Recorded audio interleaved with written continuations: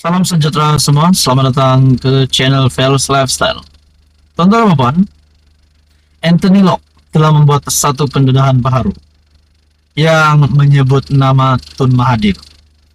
Menurut Anthony Locke berkata, banyak perkara Mahathir tidak mahu mengaku. Ini menimbulkan persoalan kepada ramai orang yang membaca artikel ini. Dan mungkin yang tidak membaca juga mungkin ada yang tertanya-tanya, apakah yang telah dilakukan Mahathir selama beliau menjadi Perdana Menteri kedua kali sebelum ini. Nah, di dalam artikel ini daripada Harapan Daily, banyak perkara Mahathir tidak mahu mengaku. Adakah di sini bocor lagi rahasia Tun Mahathir? Kita bersama-sama di dalam ulasan ini ataupun di dalam artikel ini. Setiausaha Agung DAP Anthony Locke berkata, Tun Dr. Mahathir Mohamad sebenarnya tidak mahu mengaku banyak perkara semasa menjadi Perdana Menteri kali kedua pada 2018. Menurutnya, Mahathir tidak mahu mengaku banyak perkara semasa menjadi Perdana Menteri kali kedua pada tahun 2018. Menurutnya, Mahathir tidak ikhlas bekerja sama untuk membentuk pentadbiran baru pada ketika itu, sebaliknya mengaku dirinya dan DAP saling mempergunakan satu sama lain.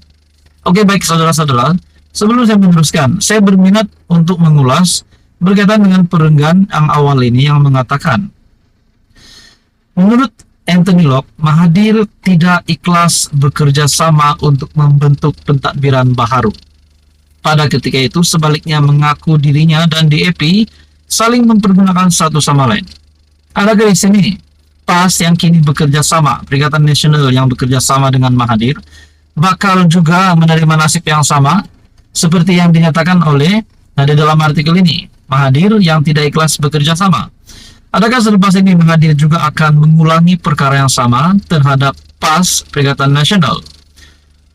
Dalam artikel ini menyebut, walhal jelasnya DAP yang ikhlas bekerja sama dengan Dr. Mahathir bagi memastikan wujud satu pentadbiran dan kerajaan yang baru pada ketika itu. Kita mengharapkan Tun Mahathir dengan usia begitu lanjut, beliau boleh berubah ketika itu. Bukan saja nak bersama-sama menumbangkan BN, tetapi membawa kepada pembaharuan. Itu sebab pada ketika itu ramai menaruh harapan beliau menggunakan peluang kedua membawa pembaharuan dan kemajuan kepada negara, dan disebabkan itu pada 2018 ada harapan Malaysia baru. Namun apa yang berlaku sudah menjadi sejarah yang tidak perlu diulas panjang. Banyak perkara beliau tidak mengaku. Contohnya, adakah beliau tidak membelakangi janjinya menyerahkan kuasa dan menggunakan pelbagai alasan seperti langkah Sheraton dan sebagainya, katanya.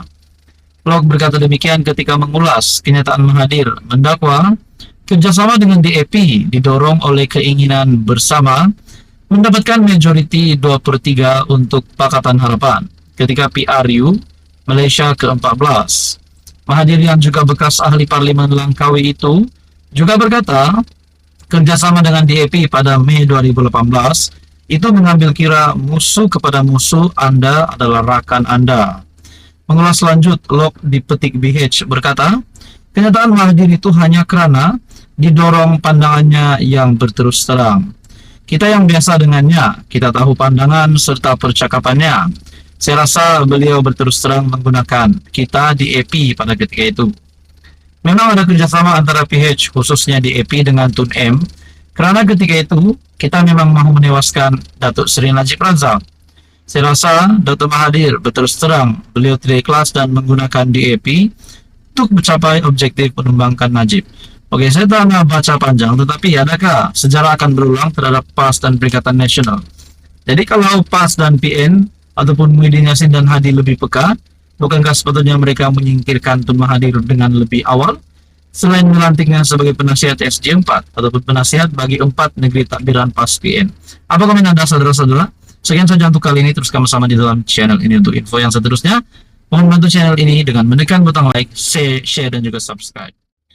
Halo semua, salam sejahtera Malaysia, tuan-tuan dan bapak yang amat dihormati semua. Satu lagi pendedahan baru yang melibatkan nama-nama besar, pemimpin-pemimpin politik.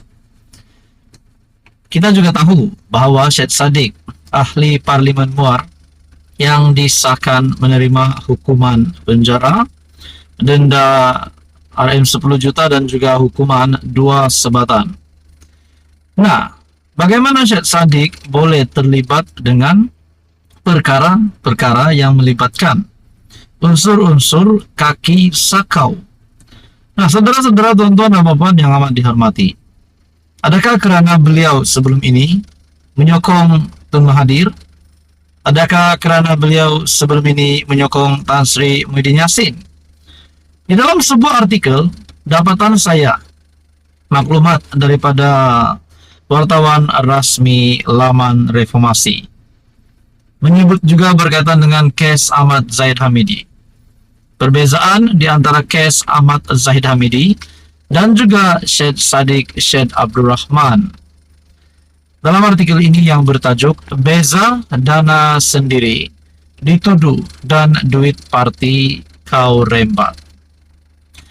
Dalam artikel ini, semalam masa ambil anak aku dari kolejnya, dia bercerita teman-temannya ramai yang bising bila Syed Saddiq didapati bersalah. Ada yang berkata, kalau orang muda cepat je salah. Aku tanya apa maksud mereka. Macam dijangka dikaitkan isu Zahid. Aku bawa anak aku makan di kedai makan. Aku jelaskan apa beza antara kes Zahid dan kes Saddiq. Ini yang kita mau dengar.